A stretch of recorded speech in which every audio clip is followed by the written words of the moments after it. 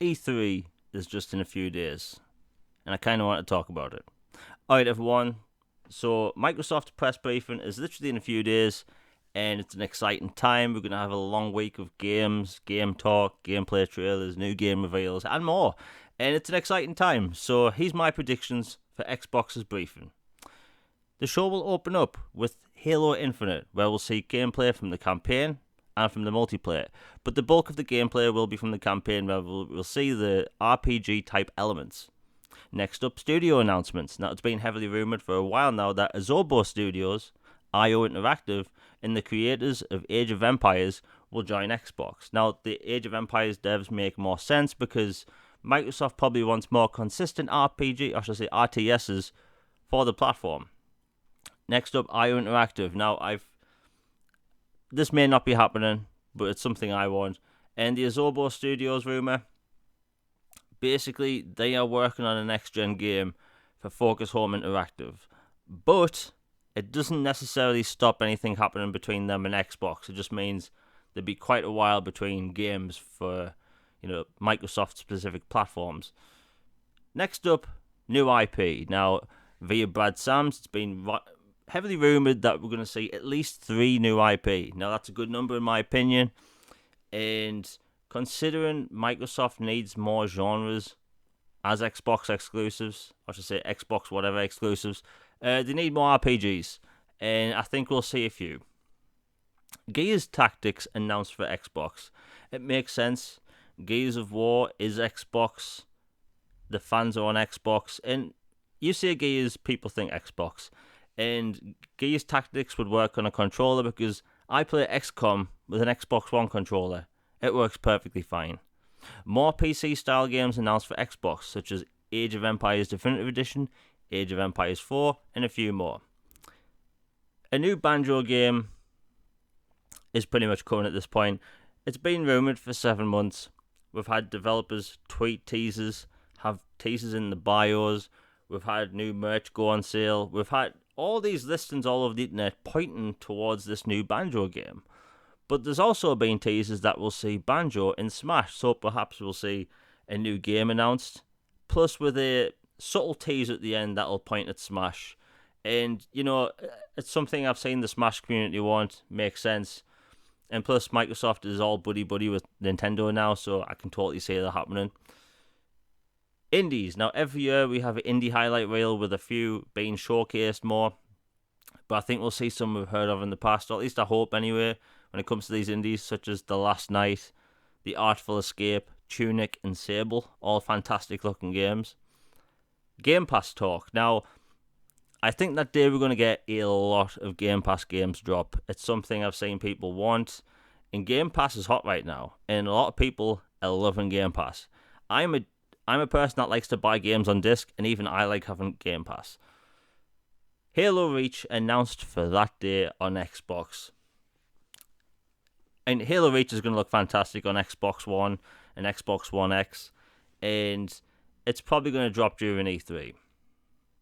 Now, with Microsoft being the only hardware manufacturers, or I should say the game platform, having a show, it makes sense that we're going to see a lot of third-party games. And while I'm not going to announce all of them, because let's face it, there's going to be a lot of third-party games there, makes sense, we're going to see some big games, some really big games. So, first up, WB Games is heavily rumoured to announce up to 5 games. One of them being a Harry Potter RPG. Now, I've seen this running, and it is a gorgeous game. It looks like supercharged Fable 2, but with more magic, and it looks amazing, and it makes sense to have this on the Xbox stage. Again, RPGs will have a big presence on the stage, and one of the other WB games that could be on the Xbox stage, which I think it will be, is Batman Court of Owls. Not sure if that's the name, but featuring the Court of Owls. It makes sense. It's been rumoured for around a year now that this is the Batman game coming by WB Montreal, that they will have a big presence on stage. Next, they'll jump into X enhancements for 360 and original Xbox games. Every E3, we normally see some backwards compatibility announcement type thing. And I think we may get some big games announced. And I've seen a lot of people wanting things like Dead Space, X Enhanced, or especially the Mass Effect trilogy. Next up, more third-party games. Dying Light 2 was unveiled last year at Xbox E3. It was fantastic showing, but this year we're going to see zombies this time. Borderlands 3 is heavily rumoured to be on the Xbox stage. A lot of people want that game, and we're going to get Borderlands 2 DLC that day. It's been leaked for a while now. Sniper Elite 5 teaser. New Xbox game studios. Or should I say it from the ones that they already own, such as Ninja Theory and that. We're going to see The Outer Worlds, Wasteland 3, but we're also going to see a new In Exile game and a new Obsidian game. Just teasers, things that are far down the line. And we're going to see Ninja Theory's Bleeding Edge, aka Project Razor. Now, this is a multiplayer slash co-op game that's been in development for like 5 years now.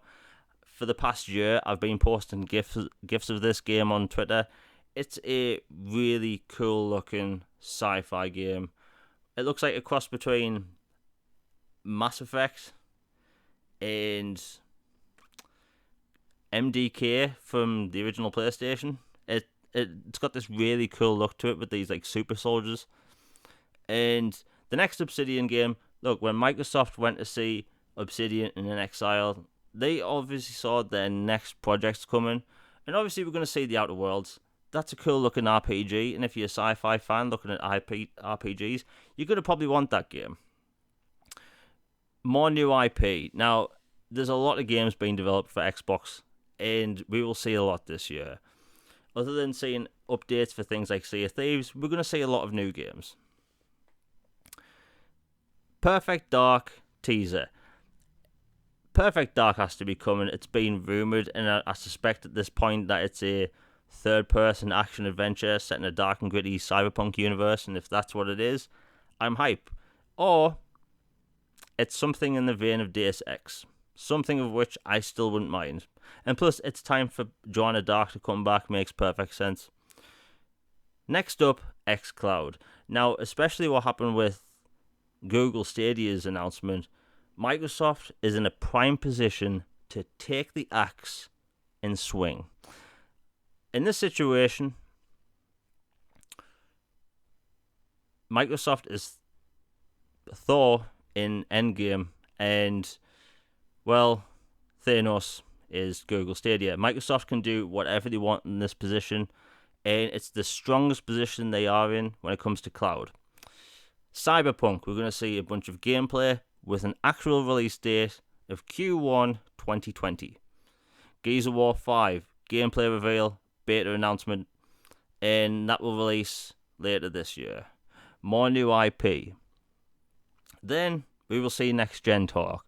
The next gen talk will consist of them mentioning both platforms and how smoothly everything will run together, how easy it's going to be for a gamer to play from one Xbox to a different type of Xbox without any confusion or whatever, like they did with the S and the X. No confusion, perfectly simple, and it just works.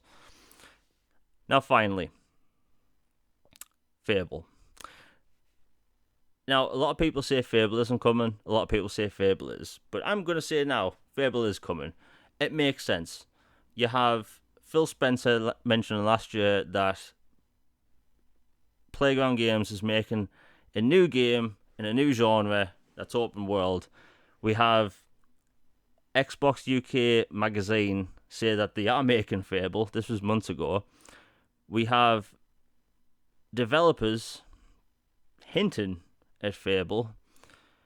And when you put 2 and 2 together, what do you get? You get Fable.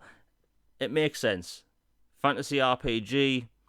Microsoft has this license for a game set in that type of setting. It makes perfect sense. It's been too long since Fable. And when it comes to this Fable game, I'm thinking it's not going to be a reboot. I'm thinking it's going to be a soft reboot where you can either call it just Fable or Fable 4. Either way, it's Fable 4. And they're going to show off a really impressive teaser for Fable running on a next-gen platform. And honestly, a lot of us have been waiting for Fable. And obviously, these are just predictions based on things I've seen and worked out. Fable's coming. Like, it has to be coming. And it's been rumoured to the point now where it's laughable because Fable has literally been everywhere.